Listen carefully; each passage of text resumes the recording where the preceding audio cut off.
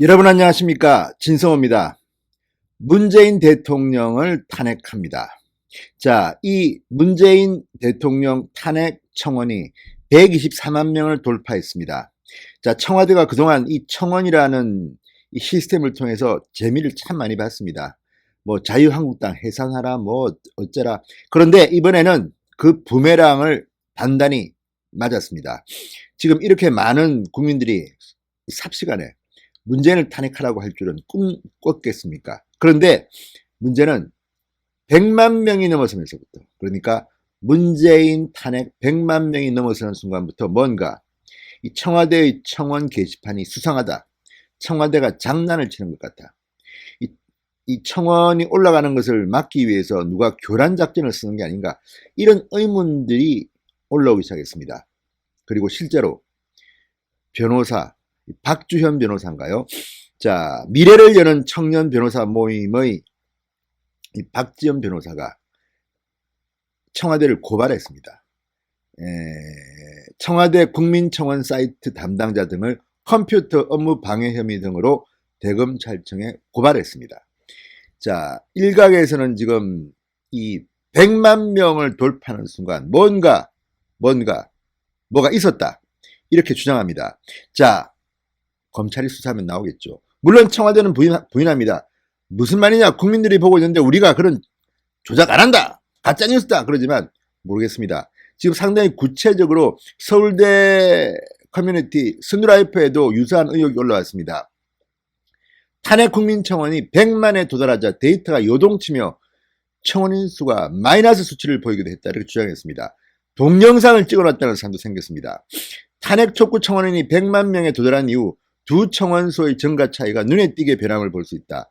수많은 사람들이 아주 우연히 동시에 탄핵 촉구 100만 청원에 맞춰 계획한 것처럼 동시에 움직였을 확률도 있다.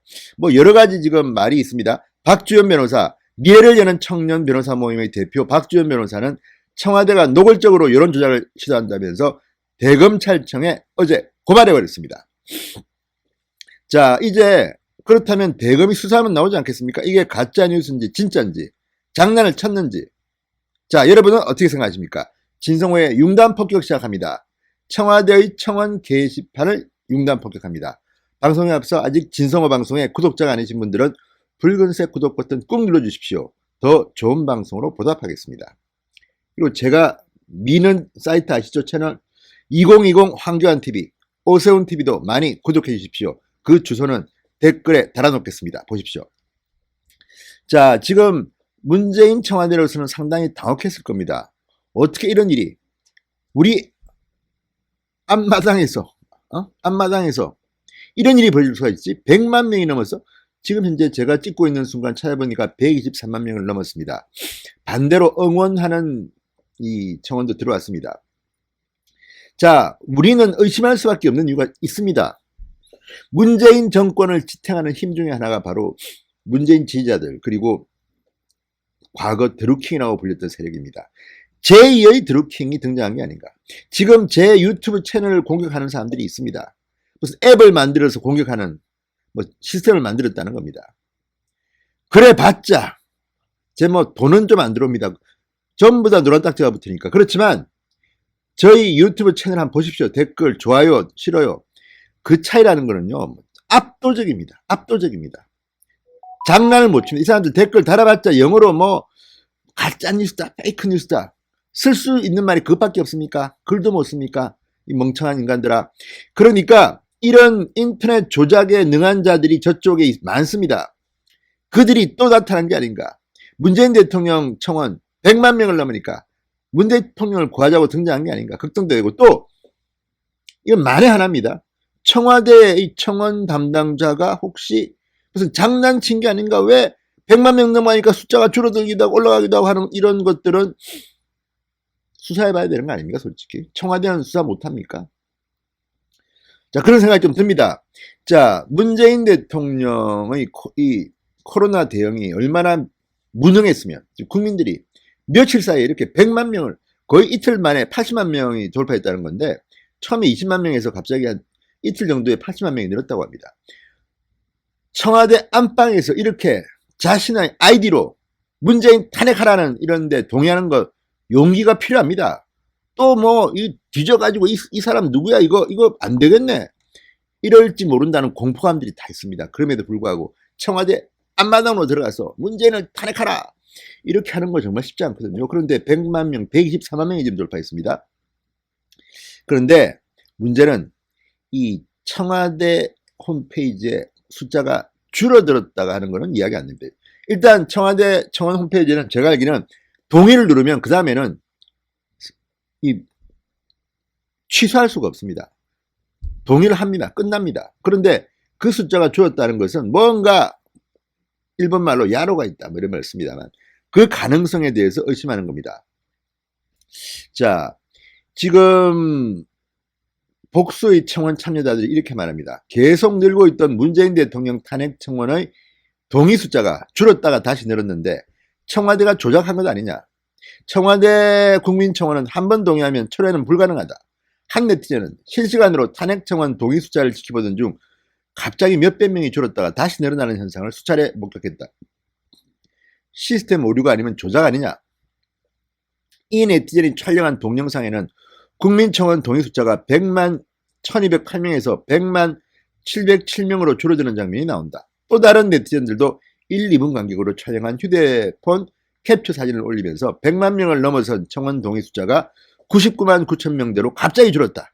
특히 99만 100만 명에서 숫자가 줄었다가 다시 늘어나는 현상이 반복됐다. 이렇게 주장했습니다. 조선일보의 보도입니다. 자, 이것만 보면 우리는 의심하지 않을 수가 없습니다. 왜 100만? 100만은 상징적인 숫자입니다. 문재인 대통령 물러가라, 탄핵하라. 100만 명이 청와대 청원 게시판에 동의를 했다는 것은 충격적인 사건입니다. 이 100만 명을 넘기지 않으려고 누군가가 조작한 거 아니냐는 의심이 바로 이겁니다.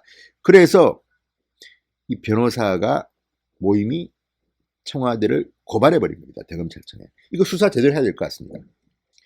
또 뭐 수사하면 또 뭐 압수수색도 못하게 막을 텐데요. 뭐 정말 이 정권 법을 무시하는 이 문재인 청와대 오만함 저거 어떻게 손봐줄 수 없나요?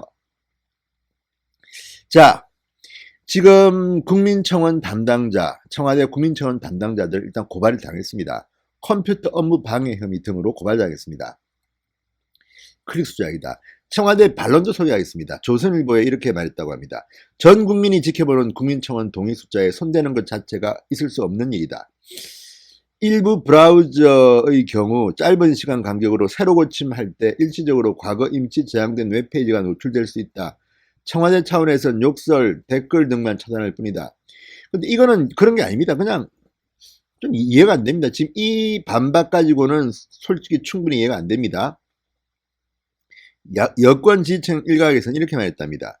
탄핵 청원 동의 수가 너무 빠른 속도로 올라갔는데 보수단체가 매크로 프로그램을 사용한 거 아니냐 이런 주장도 나왔다고 합니다.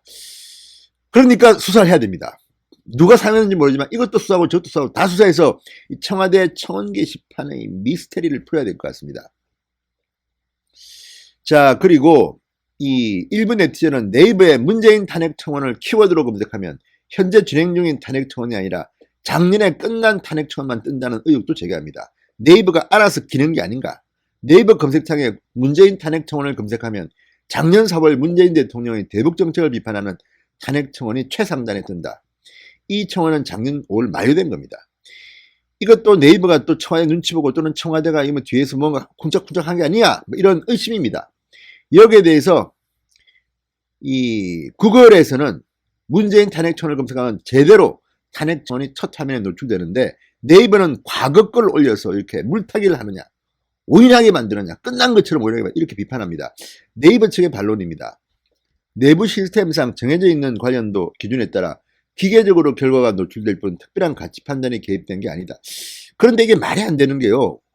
아니 네이버같이 훌륭한 시스템이 왜 끝난 걸 올립니까? 지금 가장 뜨거운 거 100만 명이 올라가는 걸 안 뜨고 이게 뜹니까? 구글은 뜨는데?